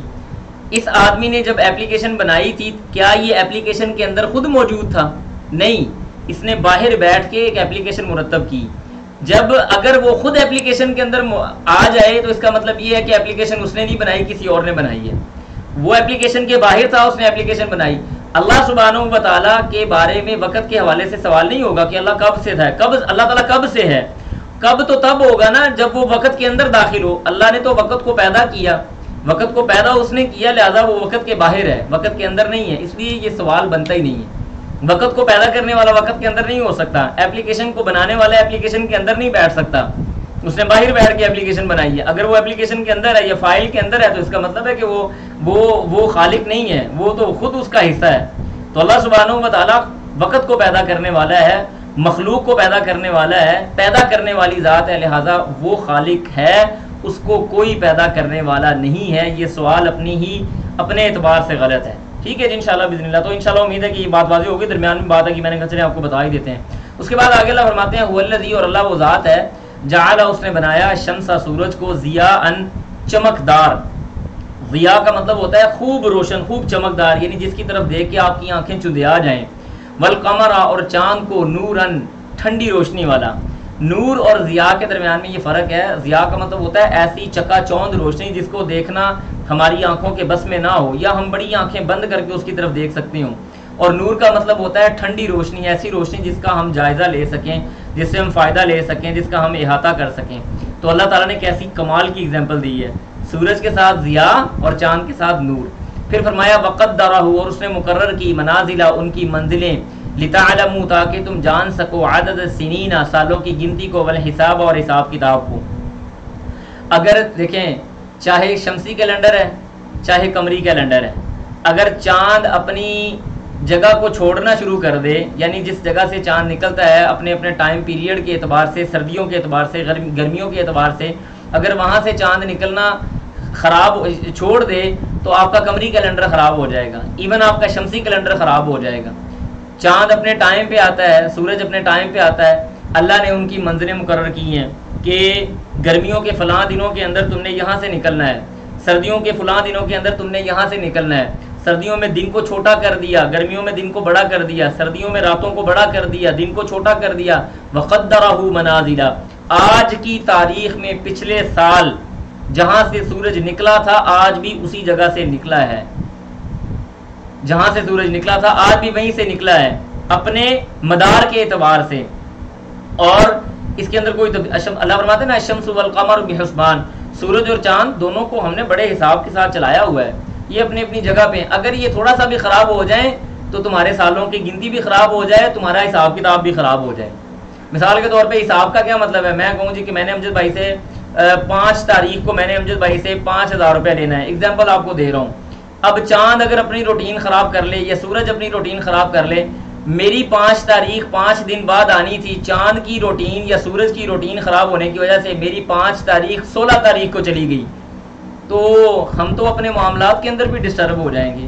کتنی بڑی لاجیکل مثال اللہ سبحانہ و تعالی نے دی ہے اپنے وجود کے اعتبار سے، اگر کوئی بندہ ماننے والا ہو۔ پھر آگے اللہ فرماتے ہیں ما خلق اللہ، نہیں اللہ نے پیدا کیا، ذالک یہ، الا مگر بالحق کی حق کے ساتھ۔ اللہ کو ماننے کے لیے کون سے دلیلوں کی ضرورت ہے؟ یہ تو دلیلیں تو بڑی پڑی ہیں اللہ کو ماننے کے لیے۔ یفصل الآیات، تفصیل سے وہ بیان کرتا ہے آیتوں کو، لقوم، ایسی قوم کے لیے، یعلمون، وہ جاننے والے ہیں۔ پھر اس کے بعد آگے اللہ فرماتے ہیں ان فی اختلاف اللیل، بے شک فی اختلاف اللیل والنہار، دن اور رات میں جو اختلاف ہے، وما خلق اللہ، اور جو اللہ تعالیٰ نے پیدا کیا، فی السماوات، یا آسمانوں میں، والارض، اور زمینوں میں، لآیات، البتہ یہ نشانیاں ہیں، لقوم، کس قوم کے لیے، یتقون، جو تقوی اختیار کرنے والے لوگ ہیں۔ ان فی خلق السماوات والارض واختلاف اللیل والنہار لآیات لأولی الالباب الذین یذکرون اللہ قیاما وقعودا وعلی جنوبہم ویتفکرون فی خلق السماوات والارض ربنا ما خلقت ھذا باطلا۔ اہل ایمان، اہل تقوی، یہ وہ لوگ ہوتے ہیں جو دن اور رات کے اوپر غور کرتے ہیں، اس کے اختلاف پہ غور کرتے ہیں، اس کے آنے اور جانے کے اعتبار پہ غور کرتے ہیں، سورج کے چمکنے پہ غور کرتے ہیں، چاند کے چمکنے پہ غور کرتے ہیں، ستاروں کے ٹمٹمانے پہ غور کرتے ہیں۔ اور یہ ساری چیزوں کے اوپر غور و فکر کرنے کے بعد مومن کا رویہ پتہ کیا ہوتا ہے؟ وہ کہتا ہے ربنا ما خلقت ھذا باطلا، اللہ تو نے یہ چیزیں فضول پیدا نہیں کی۔ یہ اللہ تعالیٰ نے نشانیاں رکھی ہیں عقل مندوں کے لیے، سمجھدار لوگوں کے لیے، تقوی اختیار کرنے والے لوگوں کے لیے۔ اس کے بعد آگے اللہ فرماتے ہیں ان الذین، بے شک وہ لوگ، لا یرجون، وہ نہیں توقع رکھتے، وہ نہیں امید رکھتے، لقاءنا، ہماری ملاقات کی۔ ایسے بندے جن کو ہم سے ملاقات کرنے کی کوئی توقع یا امید ہے ہی نہیں، مطلب وہ مرنے سے بے غم ہو چکے ہیں، ان کو یہ پتہ ہے، یعنی وہ یہ سوچتے ہیں کہ مرنے کے بعد ہم اٹھائے نہیں جائیں گے۔ جیسے کسی آدمی نے سوال کیا نا کہ جناب اگر مرنے کے بعد ہمیں یہ پتہ چلا کہ آگے تو کوئی حساب کتاب ہے ہی نہیں، کوئی حساب کتاب ہے ہی نہیں، تو پچھتاوا ہوگا کہ دنیا کی میں تو عیاشی کر کے ہی نہیں آئے۔ جواب دینے والے نے جواب دیا کہ اگر مرنے کے بعد یہ پتہ چل گیا کہ پتہ نہ، یعنی یہ پتہ چلا کہ آگے کچھ ہے ہی نہیں، آگے کچھ ہے ہی نہیں، تو پتہ کیسے چلے گا کہ آگے کچھ ہے ہی نہیں؟ کیونکہ جب کچھ ہے ہی نہیں تو پتہ کیسے، یہ چیزیں ہم تک پہنچیں گی؟ ہمیں خبر کون دے گا؟ ہمیں خبر تو تب ملے گی جب ہم کھڑے ہوں گے، کھڑے ہونے کے بعد پتہ چلے گا کہ یہ ہے یا نہیں ہے۔ اگر ہم کھڑے ہی نہیں ہوئے، مرنے کے بعد مٹی ہو گئے، ہوا میں چلے گئے، ختم ہو گئے، ہمارا وجود ختم ہو گیا، تو پھر پتہ کیسے چلے گا؟ لہذا یہ بھی سوال ہی غلط ہے۔ پتہ تب ہی چلے گا جب کھڑے ہو جائیں گے، اور ہمیں پتہ چلے گا مرنے کے بعد۔ اللہ کہتے ہیں ان الذین، بے شک وہ لوگ، لا یرجون، وہ توقع نہیں رکھتے، لقاءنا، یا امید نہیں رکھتے ہماری ملاقات کی، ورضوا، اور وہ راضی ہو گئے، بالحیات دنیا، دنیا کی زندگی کے ساتھ۔ واللہ یقین کریں مجھے ایک دوست نے یہ بات سنائی، کہنے لگے کہ وہ پراپرٹی کا کام کرتے ہیں، کہتے ہیں عام طور پہ ہمارے ہاں جو لوگ آتے ہیں نا، وہ آ کے کہتے ہیں جی ہمیں کوئی ایسا گھر دکھائیں جو مسجد کے پاس ہو۔ کہتے ہیں میرے پاس ایک آدمی آیا، میں اس کو بڑا خوش ہو کے کارنر کا گھر دکھا رہا ہوں کہ یہ وہ گھر ہے جو مسجد کے بالکل پاس ہے۔ آگے سے مجھے کہنے لگا کہ چھوڑو یار، یہ کیا مولوی اذانیں دے دے کے ہمیں تنگ کرتے رہیں گے، مجھے نہیں مسجد کے پاس گھر لینا، یہ دنیا کی زندگی ہے، بس یہی زندگی ہے، مرنے کے بعد کسی نے نہیں اٹھایا جانا، یہ تو ہمیں مولویوں نے کہانیاں بنائی ہوئی ہیں۔ کہتے ہیں میں حیران ہو گیا کہ آج کے اس ڈیجیٹل دور کے اندر بھی ایسے لوگ موجود ہیں، جبکہ اللہ سبحانہ و تعالیٰ کی نشانیاں جا بجا بکھری پڑی ہیں۔ آج کے دور میں جو اللہ کی نشانیاں ہیں وہ آج سے پہلے شاید اتنی زیادہ واضح نہیں تھی جتنی آج واضح ہیں، جتنی اللہ سبحانہ و تعالیٰ نے آج اپنی کھول کے چیزیں، اللہ نے اپنی پہچان کے لیے چیزیں واضح کی ہوئی، آج سے پہلے نہیں تھی شاید۔ سائنس اس بات کا پروو کر رہی ہے، میڈیکل سائنس اس بات کا پروو کر رہی ہے، علم فلکیات اس بات کا پروو کر رہا ہے، علم شماریات اس بات کا پروو کر رہا ہے۔ کون سی چیز ہے جو اللہ سبحانہ و تعالیٰ کے وجود کو نہیں بتا رہی؟ تو اس کے باوجود لوگ اس قسم کے کام کرتے ہیں، آپ اندازہ کر لیں۔ تو اللہ فرماتے ہیں کہ یہ لوگ ورضوا بالحیات الدنیا، دنیا کی زندگی کے ساتھ راضی ہو گئے، وَطْمَأَنُّوا اور مطمئن ہو گئے بہا اسی دنیا کی زندگی کے ساتھ، والذین اور وہ لوگ ہم عن آیاتنا وہ ہماری آیتوں سے غافلون غافل ہو گئے، اولئک اللہ کہتے ہیں یہی ہے مأواہم ان کا ٹھکانہ ہے، النار آگ، بما کانوا باب سبب اس چیز کے یکسبون جو انہوں نے کمایا، انہوں نے جو کمایا اس کی وجہ سے ان کو اللہ سبحانہ و تعالی جہنم میں داخل کریں گے۔ اللہ تعالی ہم سب کو محفوظ رکھے۔ اس کے بعد آگے اللہ تعالی بیان کرتے ہیں ایمان والوں کی بات، فرمایا ان الذین وہ لوگ آمنوا جو ایمان والے ہیں، وعملوا الصالحات اور انہوں نے نیک اعمال کیے، یہدیہم وہ ہدایت دیتا ہے ان کو، ربہم ان کا رب، بایمانہم ان کے ایمان کے ساتھ، تجری چلتی ہے، من تحتہا اس کے نیچے سے، الانہار نہریں، فی جنات النعیم نعمتوں والی جنت میں۔ یہ کیسے ہو سکتا ہے کہ کفار کا تذکرہ کیا ہے اللہ نے تو جنتیوں کا تذکرہ نہ فرمائے؟ اب جنتیوں کی باری آ گئی، اللہ فرماتے ہیں ان کو لہلہاتے باغوں کے اندر اور خوبصورت قسم کے چشمے اور آبشاروں کے اندر اللہ سبحانہ و تعالیٰ داخل کرے گا، اور مومنین پتہ کیا کہہ رہے ہوں گے؟ دعواہم، وہاں پہ اللہ کہتے ہیں دعوا پکار ہوگی ان کی، یعنی ان کی دعا پتہ کیا ہوگی اس وہاں پہ، وہ پتہ کیا پکار رہے ہوں گے؟ دعواہم وہ پکار رہے ہوں گے، فیہا اس میں، سبحانک تو پاک ہے، اللہم اے اللہ، وتحیتہم اور ان کا تحیہ تحفہ ہوگا، فیہا اس جنت میں سلام، جنت کے اندر سلام سلام کی وہ آوازیں دے رہے ہوں گے، جنت کے اندر السلام علیکم کی صدائیں بلند کر رہے ہوں گے۔ تو اللہ سبحانہ و تعالیٰ نے فرمایا اہل جنت کی وہاں پہ جو دعا ہوگی، آپس میں پکارنا ہوگا، وہ اللہ تو پاک ہے، اور آپس میں ایک دوسرے مومن ایک دوسرے کو تحفہ کیا دیں گے؟ سلام سلام، السلام علیکم۔ ثابت کیا ہوا؟ السلام علیکم اہل جنت کا تحفہ ہے جو ہم اپنے بھائیوں کو ایک دوسرے سے ملتے وقت دیتے ہیں۔ وآخر دعواہم اللہ کہتے ہیں اور ان کی دوسری جو دعا ہوگی اور ان کا خاتمہ جو ہوگا، ان کی آخری جو دعا ہوگی، یعنی آپس میں دعائیں، سلام، محبت، اچھے کلمات، اور وہ آخری ان کی دعا کیا ہوگی انتہائی ملاقات کے اوپر؟ ان الحمدللہ کہ تمام تعریفیں للہ اللہ ہی کے لیے ہیں، رب العالمین جو تمام جہانوں کا پالنے والا ہے۔ اللہ اکبر کبیرہ۔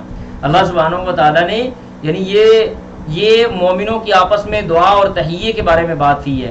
اس کے بعد اللہ فرماتے ہیں وَلَوْ يُعَجِّلُ اللَّهُ اور اگر اللہ تعالیٰ جلدی کر دیتا لِلنَّاسِ لوگوں کے لیے الشَّرَّ برائی کو، یعنی الشَّرَّ برائی کو، یعنی جلدی اللہ سبحانہ و تعالیٰ کر لیتا، استعجالہم جس طرح وہ جلدی کرتے ہیں بالخیری خیر کے معاملے کے اندر، جیسے ہم لوگ یہ چاہتے ہیں کہ جلدی جلدی خیر ہمیں مل جائے، اگر اسی طرح عجلت کے ساتھ اللہ تعالیٰ مومنوں کے لیے پریشانی کے لیے جلدی کرے تو اللہ کہتے ہیں لقضی البتہ پورا کر دیا جائے الیہم ان کی طرف اجلہم ان کے وقت کو، ان کی طرف ان کا وقت پورا ہو جائے۔ اللہ سبحانہ و تعالیٰ جلدی جلدی سزا نہیں دیتے۔ میں نے آپ کو اس کی پہلے بھی اگزامپل دی تھی کہ اللہ سبحانہ و تعالیٰ 2 4 بار 5 بار 10 بار یہ شاید اس سے بھی زیادہ بار گناہ کرنے پر پکڑ نہیں کرتا۔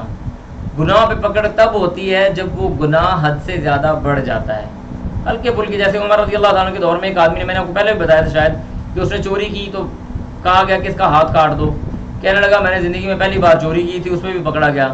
عمر رضی اللہ عنہ نے فرمایا تم نے پہلی بار یہ کام نہیں کیا، پہلی بار اللہ تعالیٰ کی طرف سے سزا کبھی نازل نہیں ہوتی، یا وہ بندہ پہلی بار میں ایکسپوز کبھی نہیں ہوتا۔ بندہ ایکسپوز تب ہوتا ہے جب اس کی زیادتی، اس کا گناہ، اس کا ظلم بہت زیادہ حد سے بڑھ جائے، اور پھر عام طور پہ انسان ایسے گناہ سے ایکسپوز ہوتا ہے جس گناہ کے اندر باقی لوگ اس کی زیادتی کا شکار ہو رہے ہوں۔ ایک ایسا گناہ جو انسان کی اپنی ذات کے ساتھ ہے اور وہ اللہ اور اس کے درمیان میں ہے، اللہ سبحانہ و تعالیٰ اس کو عام طور پہ ایکسپوز نہیں کرتے، وہ بندے اور اللہ کے درمیان کا معاملہ، اللہ تعالیٰ اس کے اوپر پردہ ڈال، چلو کوئی بات نہیں، پردہ ڈال دیتے ہیں، بندہ رجوع کر لیتا ہے، اللہ سے معافی مانگ لیتا ہے، اللہ اس کو توفیق دے دیتے ہیں۔ لیکن ایسا گناہ جس گناہ کا شر یا اس کی تکلیف، اس کی پریشانی لوگوں کے اندر آ رہی ہو یا سوسائٹی خراب ہو رہی ہو، ایسے گناہ کو بھی اللہ تعالیٰ فوراً اس کے اوپر پکڑ نہیں کرتے، بلکہ اللہ سبحانہ و تعالیٰ تھوڑا ٹائم دیتے ہیں کہ بندہ رجوع کر لے۔ اگر وہ رجوع نہیں کرتا، حد سے تجاوز کرتا ہے، تب اللہ سبحانہ و تعالیٰ کی طرف سے جو ہے وہ حکم آ جاتا ہے اور اللہ تعالیٰ ایسے بندے کو پکڑ لیتے ہیں، اس کو عذاب میں مبتلا کر دیتے ہیں، اس کو سزا دیتے ہیں۔ تو اللہ کہتے ہیں ہم جلدی نہیں کرتے، اگر جلدی کریں تو معاملہ تو بڑے ٹائم سے پورا ہو جائے۔ فنظر الذین، پھر آگے اللہ فرماتے ہیں فنظر پس ہم چھوڑ دیتے ہیں الذین ان لوگوں کو لا یرجون وہ جو نہیں توقع رکھتے یا امید رکھتے لقاءنا ہماری ملاقات کی فی طغیانہم ان کی سرکشی میں یعمہون وہ ڈوبے پھرتے ہیں. یہاں پہ ایک حدیث بھی آ رہی ہے جس حدیث کا خلاصہ یہ ہے کہ نبی علیہ الصلوۃ والسلام نے بدعا سے منع فرمایا لا تدعوا علی انفسکم، اپنے آپ کو بدعا نہ دو، نہ اپنی اولاد کو بدعا دو، نہ اپنے خادموں کو بدعا دو، نہ اپنے مال کے بارے میں بدعا کرو. ٹھیک ہے جی. کوئی بعض اوقات ایسے موقع ایک ایسا لمحہ ہوتا ہے بعض اوقات کہ اللہ سبحانہ و تعالیٰ اس چیز کو فوراً قبول کر لیتا ہے. تو اس لیے منہ سے بات نکالتے ہوئے بڑا احتیاط اور خیال اور محتاط ہونا چاہیے. کہ کہتے ہیں نا جی بڑی کوئی قبولیت کی گھڑی تھی، میں نے ادھر منہ سے بات نکالی ادھر پوری ہو گئی. تو یہ واقعی بات ہے، انسان اپنے منہ سے بعض اوقات بات نکالتا ہے اور ادھر فوراً اللہ سبحانہ و تعالیٰ قبول کر لیتے ہیں. کوئی قبولیت کی گھڑی ہوتی ہے، اللہ سبحانہ و تعالیٰ اس وقت انسان کی کوئی بات کو سن رہے ہوتے ہیں اور اس کو فوراً قبول فرما لیتے ہیں. تو اس لیے اس چیز کے اندر بہت زیادہ احتیاط کرنا چاہیے کہ ہم سے کسی کے بارے میں کوئی زیادتی والا کام نہ ہو جائے. اس کے بعد آگے اللہ فرماتے ہیں وَإِذَا، اور جب یہ انسان کی مکمل حالت اللہ نے یہاں پہ بیان کی ہے. اس آیت کو پڑھتے ہوئے اپنے بارے میں غور کیجیے گا، میں اپنے بارے میں غور کروں گا. میں اس آیت پہ مسترا بھی رہا ہوں اس لیے کہ یہ وہ کیفیت ہے کہ آپ لوگوں کو جو بھی درس دے رہے ہوں، جو بھی بتا رہے ہوں، آپ کو اپنا کوئی نہ کوئی دن یا کوئی نہ کوئی موقع یاد آتا ہے کہ آپ اس کیفیت سے گزرے ہوتے ہیں. تو میری آنکھوں کے سامنے بھی میرا ایک موقع ہے کہ میں بھی ایسی کیفیت سے گزرا ہوں اور ابھی بھی گزر جاتا ہوں کبھی کبھی. تو اللہ سبحانہ و تعالیٰ ہمیں صحیح مسلمان بنائے، صحیح مومن بنائے. یہ اللہ نے بندے کی حالت بیان کی ہے. فرمایا وَإِذَا مَسَّ الْإِنسَانَ، وَإِذَا، اور جب مسا پہنچتی ہے یا چھوتی ہے الانسان انسان کو، الضرّ کوئی تکلیف، دعانا ہمیں پکارتا ہے یا اللہ معاف کر دے، استغفر اللہ من ربی من کل ذنب واتوب الیہ، اللہ تو معاف کر دے، یا اللہ تو معاف کر دے، اللہ جہنم سے آزادی دے دے. ہیں تکلیف آئی ہے، دعائیں شروع کر دیں. دعانا ہمیں بلاتا ہے، پکارتا ہے، لجنبی ہی پہلو کے بل لیٹا ہوا، کروٹ لے کے لیٹا ہوا ہے، یا اللہ معاف کر دے، اللہ معاف کر دے، غلطی ہو گئی. او قاعدہ بیٹھا ہوا ہے تو اللہ کو پکار رہا ہے، او قائمہ کھڑا ہے تو اللہ کو پکار رہا ہے. گویا کہ ہر حالت میں اللہ سبحانہ و تعالیٰ سے دعا بھی کر رہا ہے اور اللہ کو یاد کر رہا ہے. اللہ کہتے ہیں پھر کیا ہوا، فلما کشفنا، جب ہم نے اس کی اس تکلیف کو دور کر دیا، عنہ اس سے، ضرہ اس کی تکلیف کو، فلما پس جب، کشفنا ہم نے شفا دے دی، عنہ اس کو، ضرہ اس کی تکلیف سے، مرہ گزر گیا، کأن لم یدعونا گویا کہ اس نے کبھی ہمیں پکارا ہی نہیں تھا، الی ضر مسہ اس تکلیف میں جو اس کو پہنچی تھی. یعنی اپنی تکلیف کے وقت اس نے ہمیں کبھی نہیں پکارا تھا. ہمارے سامنے سے یوں آنکھیں پھیر کے گزر کے چلا جاتا ہے، اللہ تعالیٰ میں نے تو تجھے کبھی پکارا ہی نہیں تھا، مجھے کیا پتا ہے تو کون ہے تو کون نہیں ہے. گویا کہ اللہ کا انکار کر دیا، میں نے تو نہیں اللہ کو پکارا تھا. آپ اپنی حالت پہ غور کریں، آپ کو زندگی کا کوئی نہ کوئی موقع ایسا ضرور یاد آئے گا کہ آپ تکلیف میں تھے، صبح شام دن رات ہر ٹائم اللہ کو یاد کر رہے تھے، اور جو ہی وہ ٹائم گزر گیا اللہ کو یاد کرنا بھی کم کر دیا. لہٰذا ایسی کیفیت سے اپنے آپ کو بچائیں. یاد رکھیں، یہ میرا جملہ اپنے پاس نوٹ کر لیں، اللہ سبحانہ و تعالیٰ کو خوشحالی کے سجدے بڑے پسند ہیں اور تنگی کا صدقہ بڑا پسند ہے. وہ بندہ اللہ کو بڑا پیارا ہے، جب وہ خوشحالی میں ہوتا ہے تو اللہ کو سجدے کرتا ہے کثرت کے ساتھ، اللہ کو یاد رکھتا ہے. تعرف الی اللہ فی الرخاء یعرفک فی الشدہ، اللہ کو خوشحالی میں یاد رکھو، تنگی میں اللہ تعالیٰ تمہارا ہاتھ کبھی نہیں چھوڑے گا. اور تنگی کے اندر جو بندہ اللہ کے راستے میں صدقہ کرتا ہے وہ بندہ اللہ کو بڑا پسند ہے.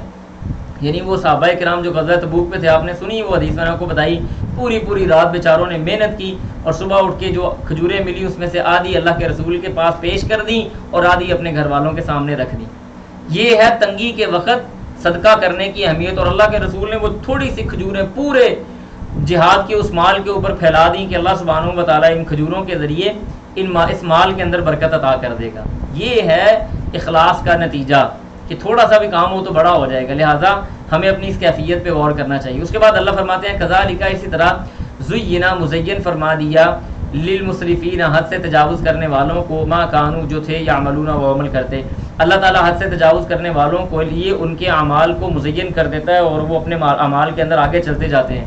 اس کے بعد آگے اللہ فرماتے ہیں والا قد، اور البتہ تحقیق، اہلکنا ہم نے ہلاک کیا، القرون بستیوں کو، من قبلکم آپ سے پہلے، لما ظلموا جب انہوں نے ظلم کیا، وجاءتہم اور آئے ان کے پاس، رسولہم ان کے رسول، بالبینات واضح نشانیاں لے کر، وما کانوا اور وہ نہیں تھے، لیؤمنوا کہ وہ ایمان لاتے، وہ ایمان لانے والے تو تھے ہی نہیں. کذالک اسی طرح سے نجزی ہم جزا دیتے ہیں القوم المجرمین مجرم قوم کو.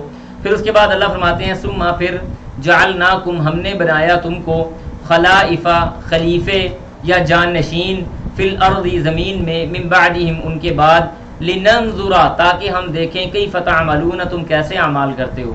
اللہ کہتے ہیں ہم نے تمہیں بعد میں خلیفہ بنایا تاکہ دیکھیں تمہارے اعمال کیسے ہیں, ان کی طرح کے ہیں یا ان سے مختلف ہیں. یہ ہمارا آج کا آخری صفحہ انشاءاللہ باذن اللہ, اس کو ہم مکمل کرتے ہیں. اس کے بعد آگے اللہ فرماتے ہیں وَإِذَا, اب یہ مشرکین مکہ کی حالت بیان ہو رہی ہے, ہمارے ہاں بھی ایسی حالتیں موجود ہیں. اللہ فرماتے ہیں وَإِذَا, اور جب تتلا تلاوت کی جاتی ہے علیہم ان پر آیاتنا ہماری آیتیں بینات واضح, قالا تو کہا الذین ان لوگوں نے, یا کہتے ہیں الذین وہ لوگ لا یرجون لقاءنا جو ہماری ملاقات کی امید یا توقع نہیں رکھتے, ائتی بقرآن لاؤ کوئی قرآن غیر ھذا اس قرآن کے علاوہ, او بدلہ یا اس کو تبدیل کر دو. یعنی مشرکین مکہ کے سامنے جب آیتیں پڑھی جاتی ہیں وہ کہتے ہیں یہ والی آیتیں ہم نے نہیں سنی, کوئی اور آیتیں لے کے آؤ یا یہ قرآن ہی بدل دو, اگر یہی قرآن رکھنا ہے نا تو اس کے اندر تبدیلی کر دو. نبی سامنے پتہ کیا فرمایا, اللہ کہتے ہیں قل کہہ دیجئے ما یکونو ناممکن ہے, ما یکونو نہیں ہو سکتا لی میرے لیے ان ابدلہ کہ میں اس کو بدل دوں من تلقاء نفسی اپنی طرف سے, اپنی طرف سے میں اس کو بدلنے کی طاقت اور جرت نہیں رکھتا. ان اتبعو نہیں میں پیروی کرتا الا مگر ما یوحا جو وحی کی جاتی ہے الیہ میری طرف. نبی علیہ الصلوۃ والسلام اپنی مرضی سے معاملات نہیں کر رہے, وما ینطق عن الہوی ان ہوا الا وحی یوحا, اللہ کے رسول صلی اللہ علیہ وآلہ وسلم اللہ کی وحی کے ذریعے بولتے ہیں. فرمایا انی اخاف بے شک میں ڈرتا ہوں, ان عصیت کہ میں نافرمانی کروں ربی میرے رب کی, عذاب یوم عظیم بڑے دن کے عذاب سے. میں اپنے رب کی نافرمانی کرنے سے ڈرتا ہوں, تم نے کرنی ہے تو کرتے جاؤ, مجھے کوئی مسئلہ نہیں ہے, میں اس قرآن کو بدل نہیں سکتا. ثابت کیا ہوا کہ قرآن مجید کسی مخلوق کی ایجاد یا دریافت نہیں ہے. قرآن مجید خالصتاً اللہ سبحانہ و تعالیٰ کا کلام ہے. چیٹ جی پی ٹی آج ہمیں کہتے ہیں چیٹ جی پی ٹی کے ذریعے قرآن مجید بنا کے دکھا دیں. چیٹ جی پی ٹی نے کیا بتانا ہے, میں آپ کو آج کی اپنی بات بتاتا ہوں. میں آج بیٹھا تھا کسی ریسرچ کے حوالے سے میں چیز تلاش کر رہا تھا, میں نے کہا چلو چیٹ جی پی ٹی استعمال کرتے ہیں. میں نے وہاں پہ جا کے لکھا تو اس نے آگے سے مجھے جواب دیا کہ جناب میرا وجود 2021 میں ہوا ہے, لہٰذا میں 2021 سے پہلے والے جو معاملات ہیں اس کے بارے میں آپ کو تفصیل سے آگاہ نہیں کر سکتی یا کر سکتا. ٹھیک ہے جی, تو جس کی اپنی انفارمیشن اتنی سی ہے اس نے کیا کرنا, بندے کہتے ہیں چیٹ جی پی ٹی سے قرآن بنا لیں بھائی, ہم کون سا منع کر رہے ہیں, کر لیں کوشش جس نے کرنی ہے. قرآن اللہ کا کلام ہے, یہ اس کے اندر کوئی تغیر یا تبدل نہیں ہو سکتا. اللہ کے رسول خود کہہ رہے ہیں میں اس کے اندر کوئی تبدیلی یا تغیر نہیں کر سکتا, تو باقی کسی اور کی کیا مجال ہے, کوئی بات کر لے. اس کے بعد فرمایا قل کہہ دیجئے لو شاء اللہ, اگر اللہ تعالیٰ چاہتا ما تلوتہ تو میں وہ نہ تم پر تلاوت کرتا. یعنی اللہ نے چاہا ہے تو علیکم ما تلوتہ علیکم, میں تم پر تلاوت کر رہا ہوں. اگر اللہ نہ چاہتا تو میں تمہارے اوپر تلاوت ہی نہ کرتا. ولا ادراکم, اور نہ وہ خبر دیتا, نہ خبر دیتا وہ ادراکم بھی, نہ تم کو وہ اس بات کی خبر دیتا. اللہ اگر نہ چاہتا تو وہ تمہیں اس بات کی خبر بھی نہ دیتا, نہ میں تمہارے اوپر تلاوت کرتا. فقد لبستو, پس تحقیق میں نے گزاری ہے, لبستو گزاری ہے میں نے, فیکم تم میں عمرن ایک عمر من قبلی اس سے پہلے, یعنی عمر کا 40 سال میں نے عمر کا ایک حصہ تمہارے اندر گزارا ہے. افلا تعقلون, کیا تم عقل نہیں رکھتے. یہ چند سال پہلے سن 35 ہجری میں جب حجر اسود کا مسئلہ ہوتا ہے تم مجھے صادق و امین کہہ رہے ہو, تم مجھے کریم ابن کریم کہہ رہے ہو, ایون کہ میرے نبوت کا دعویٰ کرنے کے بعد, نبوت مجھے مل جانے کے بعد تم میرے پاس امانتیں رکھوانے کے لیے آ رہے ہو. یہاں تک کہ کیا سالی بڑھتی ہے. اللہ کے رسول صلی اللہ علیہ وسلم کی نبوت کے بعد مشرکین مکہ کے اوپر کیا سالی کے چند سال آئے, بڑا سخت قسم کا موسم تھا. یہ مشرکین مکہ اللہ کے رسول کے پاس آ رہے ہیں, دعا کریں ہمارے لیے. اللہ تعالیٰ بد دعا نہیں, دعا تو آپ کی جلدی سن لیتا ہے, لہذا دعا کریں اللہ سے ہمارے اوپر بارش نازل کریں. یہ ان کا رویہ ہے. اس کے باوجود نبی اسلام پہ ایمان نہیں لے کے آ رہے. تو فرمایا افلا تعقلون, کیا تم عقل نہیں رکھتے, تمہارے اندر ہی تو میں نے بڑا ٹائم گزارا ہے, تم کیسی باتیں کر رہے ہو.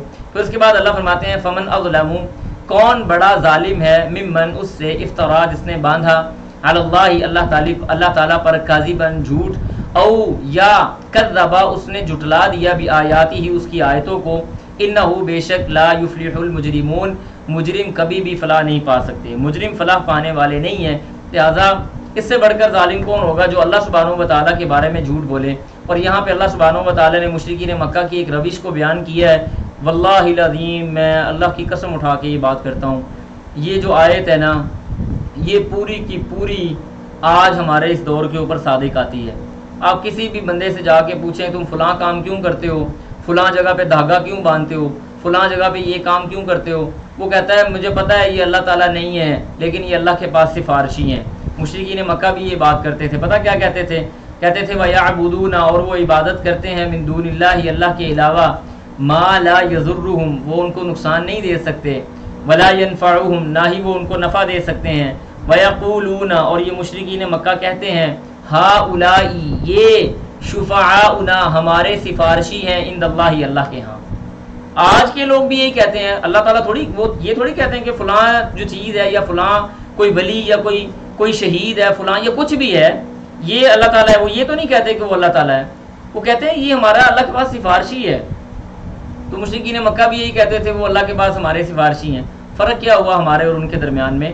میں اللہ معاف کرے یہ نہیں کہہ رہا کہ ہم ایسے بندوں کو کوئی دائرہ اسلام سے خارج کر دیں یا کوئی ایسی بات کریں، بالکل ہماری کوئی ایسی ذہن سازی نہیں ہے، نہ ہم ایسی کوئی بات کرتے ہیں. لیکن سوال یہ ہے کہ اگر مشرکین مکہ بھی یہ کام کرتے تھے، ہم بھی یہ کام کرتے ہیں، یا ہمارے اندر بھی یہ عادتیں پائی جاتی ہیں، تو اس کا مطلب ہے کہ کہیں نہ کہیں تو گڑبڑ ہے. ہمیں اس گڑبڑ کو سالو کرنے کی، سارٹ آؤٹ کرنے کی ضرورت ہے، اس معاملے کو سلجھانے کی ضرورت ہے. فتویٰ بازی کی ضرورت نہیں ہے. اچھے انداز سے، بہترین دلیل سے، اللہ کے رسول کی بات سے، اللہ کے کلام کے ذریعے لوگوں کو بتانے اور سمجھانے کی ضرورت ہے کہ پیارے بھائی جن باتوں میں ہم الجھے ہوئے ہیں، انہی باتوں کے اندر تو مشرکین مکہ کو شیطان نے الجھایا ہوا تھا، ہمارے پاس اس نے تھوڑی جگہ تبدیل کر دی ہے، باقی رویہ ہمارا بھی وہی والا ہو گیا ہے. تو ہمیں یہاں پہ سوچنے کی ضرورت ہے. فتویٰ نہیں کسی پہ لگانا کہ یہ مشرک ہو گیا، وہ منافق ہو گیا، وہ کافر ہو گیا. یہ کام نہ آپ نے کرنا ہے نہ میں نے کرنا ہے، یہ ہمارا کام نہیں ہے. ہمارا کام یہ ہے کہ اگر کوئی بری عادت، کوئی بھی بری عادت کسی میں دیکھتے ہیں تو اچھے انداز سے اس کو سمجھائیں. سمجھانے کے بعد یہ نہیں ہے کہ اپنی بات منوانے بیٹھ جائیں. اللہ نے تو نبی کو نہیں کہا کہ تم نے بات منوانی ہے. انما علیک البلاغ وعلینا الحساب، تم نے پہنچانا ہے، ہم نے حساب ہمارے ذمہ ہے، لہذا اچھے انداز سے بچائیں. اس کے بعد آگے اللہ فرماتے ہیں قل کہہ دیجئے اتنبئون اللہ، کیا تم اللہ کو خبر دے رہے ہو بما لا یعلم، کہ وہ نہیں جانتا، فی السماوات، یا آسمانوں کی چیزوں میں، یا آسمانوں میں، ولا فی الارض، اور نہ زمین میں. سبحانہ، وہ تو بڑا بلند و بالا ہے، پاکیزہ ہے، وتعالی، اور بلند ہے. سبحانہ، وہ اللہ سبحانہ و تعالی پاک ہے، وتعالی، اور بلند ہے، عما، اس سے یشرکون، جو وہ شرک کرتے ہیں. تو اس لیے ہم نے اگر معاشرے کے اندر یہ چیزیں دیکھی ہیں تو ہم نے لوگوں کو اچھے انداز سے سمجھانا ہے. اس کے بعد آگے اللہ فرماتے ہیں وما کان الناس، اور نہیں ہے لوگ، وما کان الناس، اور نہیں تھے لوگ، الا مگر امتن واحدہ، ایک امت، فاختلفوا، پس انہوں نے اختلاف کیا، ولولا، اور اگر نہ ہوتا، کلمۃ، یعنی بات، سبقت، پہلے سے موجود، من ربک، تیرے رب کی طرف سے، لقضی، تو فیصلہ کر دیا جاتا، بینہم، ان کے درمیان، فیما، اس چیز کے بارے میں، فیہ، جس میں، یختلفون، وہ اختلاف کرتے ہیں.